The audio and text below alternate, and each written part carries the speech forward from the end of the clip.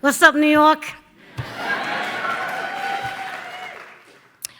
So it was the early 1990s, and also early in my career, I had auditioned for Fearless for director Peter Weir and casting, Peter Weir, and casting director Howard Fuhr. And although I knew I nailed it, I really did. They could see I was really, extremely nervous. So I wasn't sure. So I was extremely surprised to get a call back. Surprised because I also knew that the studios didn't want me to get the part for Carla Rodrigo. Then they said for round 2 that they wanted me to read with Jeff Bridges. Holy shit! And I was like, oh my God, Jeff fucking Bridges, okay. He's already this big, movie star, Family Dynasty, The Fabulous Baker Boys, Starman, The Fisher King, one of my favorite Fat Cities where he was a terrible boxer. And I was a level beyond nervous. I literally was shaking, and I couldn't stop shaking. And Jeff could see it, and he tried to help me. He sat next to me, and he was so relaxed, it kind of pissed me off, and calm, which it just made me more nervous. And then he gave me that weird little half smile that he does, you know what I mean? And which somehow just told me that he was saying to me, relax, you got this. So we read together, and afterwards I knew 3 things. That I was right for the part, and that he would be there for me, and that he would take care of me. As I left, everyone said that I did great, which meant, of course, I had the part, right? Well, actually, no. Because this was 30 years ago, and are you ready for these? The studio had a problem with an interracial relationship between me and Jeff, and that was the reason why they didn't want me for the part. Are you fucking kidding me? So, my agents called and said, they want you for round 3. You may not want to do it. I said, no, I'm going to do it because that is my part, and I will do anything to get it. And I went in there knowing that Peter Weir wanted me for the part. Paula Weinstein, God rest her soul, Paula Weinstein wanted me, yes. Her husband at the time, Mark Rosenberg, he wanted me too. But here's the thing I didn't know, that Jeff wanted me to play Carla as well. And you never hear that. You never hear an actor of his caliber going to bat for someone who was still kind of fairly new and, relegated to only certain type of parts. Just to know that he was fighting for me just gave me so much confidence. And I went in, I read again, and they offered me the job. Yeah. That applause belongs to Jeff Bridges because he made the difference. He truly did. But that's not where the story ends.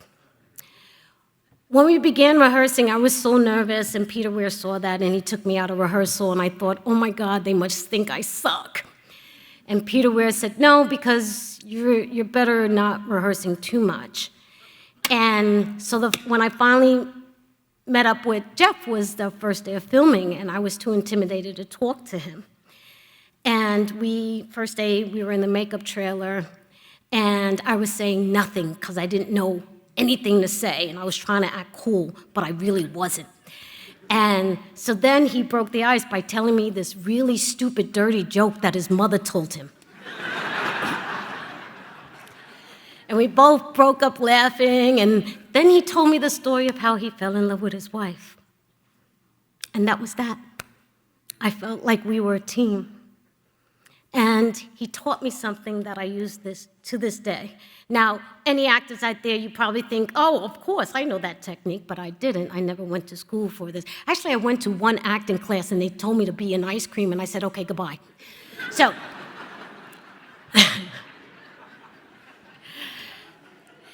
when we were on set, and, the cameras weren't rolling, it was after we had blocked out the scene, Jeff would sit there by himself and go, and I was like, oh my God, he looks so weird. What is he doing, right? And he was just gesturing with his hands, and so, no words. And so I asked him, I said, what the hell are you doing? You look crazy.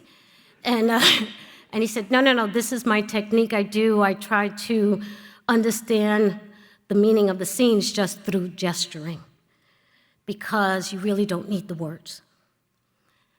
And I said, okay. And he said, let's try it. And I said, hell no. I just feel silly.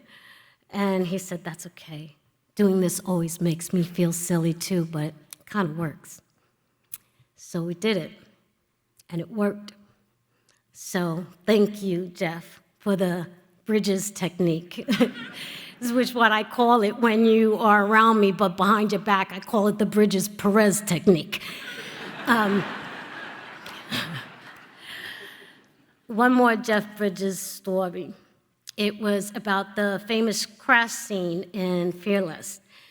It was very powerful, very emotional scene, and after more than 20 takes, and I'm not exaggerating, more than 20 takes of crashing in the wall with snot running down my nose, and I just couldn't do it anymore, and I lost it. And I'm extremely well behaved on set, believe it or not, I am. But I just couldn't take it, and I just started screaming, you got it in the third take, you got it in the third take, I can't do this. And my whole body was shaking, and Peter was like, this is unacceptable, let's just stop.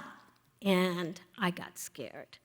I thought they were gonna fire me, and I had a total breakdown. And my first thought was, go find Jeff. And as I was walking around the set, his assistant came up to me and said, Jeff is looking for you in his trailer. And I went, oh shit, he's probably fucking pissed at me. And I went, yeah, right. And I was really embarrassed by my outbreak. And I had no idea what I was gonna say to him, what he was gonna say to me. So I walked in there, and he looked at me and said, shit happens. And by the way, you were right. We got it on take 3. And then he offered me a drink and said, have a sip. And I was so scared and shaking and everything, and I replied, oh, I don't do hard liquor, because it was brown. And I said, I don't do brown liquor either.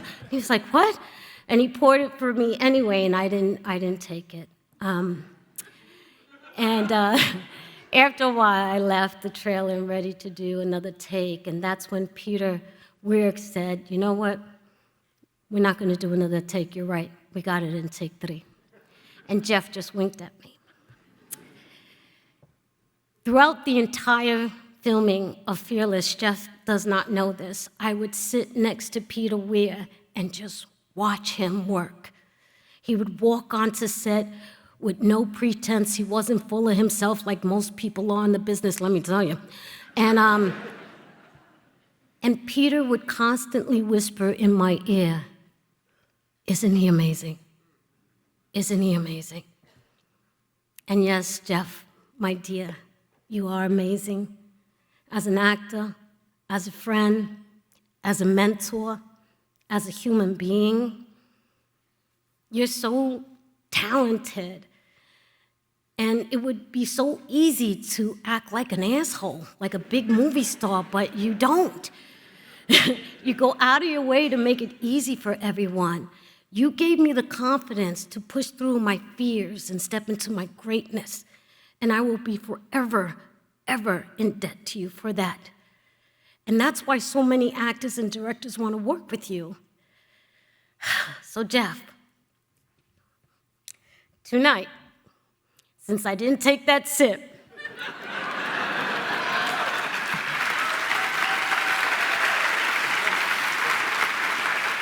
I mean, if he had champagnes all in, it would have been a different story. So tonight, when you receive this much well-deserved, now, in your honor, I humbly take that sip.